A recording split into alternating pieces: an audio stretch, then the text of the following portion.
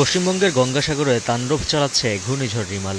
অনেক জায়গায় ভেঙে পড়েছে গাছপালা। পশ্চিমবঙ্গের উপকূলবর্তী এলাকায় দমকা হাওয়া সহ চলছে ভারী বৃষ্টিপাত। আলিপুর আবহাওয়া অফিস জানায়, পশ্চিমবঙ্গে উপকূল এলাকায় রাতে প্রায় ৪ ঘন্টা তাণ্ডব চালাবে রিমাল।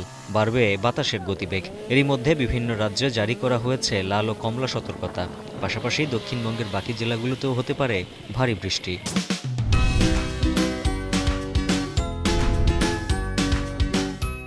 জনগণের সুরক্ষায় গঠন করা হয়েছে টাস্ক ফোর্স। এদিকে দক্ষিণবঙ্গের পাশাপাশি রিমালের প্রভাব পড়বে উত্তরবঙ্গেও।